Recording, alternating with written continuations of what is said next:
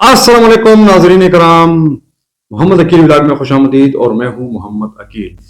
आज की इस वीडियो में हम बात करेंगे बरसगीर पाक व हिंद में मुगल सुल्तनत के कयाम के बारे में। यूं तो बरसगीर पाक व हिंद में मुगल सुल्तनत यानी का कयाम जो है वो बाबर के ज़माने से हुआ था और मुगल सुल्तनत के बानी का नाम ज़हीरुद्दीन मोहम्मद बाबर था। लेकिन अगर हम माजी में चले जाए और इससे पहले चले जाए हम, तो जो मुसलमान फातिहीन थे उन्होंने बहुत पहले ही इसका आगाज कर दिया था और बाकायदा जो मुसलमानों की आमद थी वो 712 ईस्वी यानी मोहम्मद बिन कासिम के हमले से ही शुरू होता है इस चैप्टर का आगाज। तो बरसगीर पाक व हिंद में मुगल सुल्तनत का कयाम जो है वो बाबर ही की वजह से आया था और बाबर ही उसका बानी था।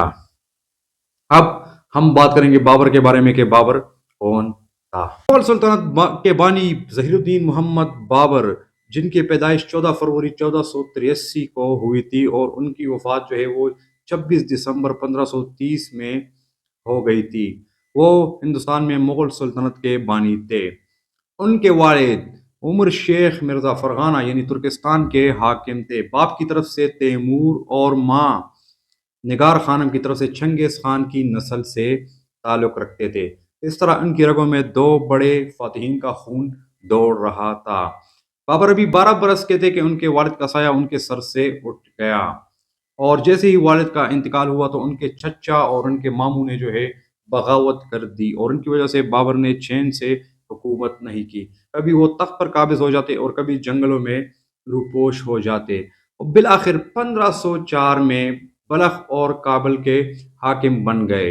यहाँ से उन्होंने हिंदुस्तान की तरफ से अपने मकबूजात को फैलाना शुरू कर दिया। नाजरीन कराम, हिंदुस्तान पर जो पहला हमला बाबर का था वो उसने मेवाड़ के हुक्मरान राणा सिंगा की दावत पर किया था और इस जमाने में दिल्ली के तख्त पर इब्राहिम लोदी बराजमान थे और हिंदुस्तान में लोदी खानदान का तोती बोलता था।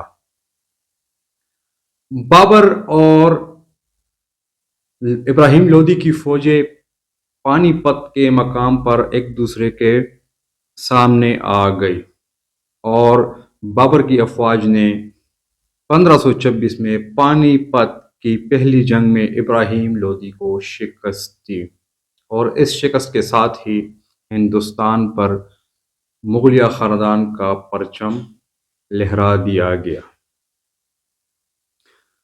जंग से पहले बाबर ने नाज़रीन कराम शराब नोशी को तर्क कर दिया और शराब के बर्तनों को तोड़ दिया और खुदा की रजा के लिए उसने आइंदा शराब नोशी ना करने का अहद किया।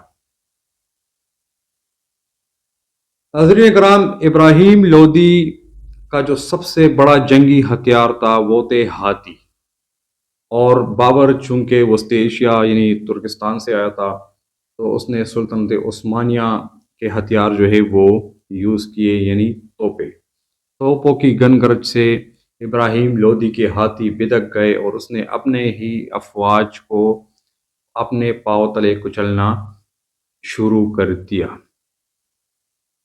तो 1526 में पानीपत के मकाम पर इब्राहिम लोदी को शिकस्त हो गई और इस शिकस्त के साथ ही हिंदुस्तान पर मुगलिया सुल्तनत का आगाज हो गया।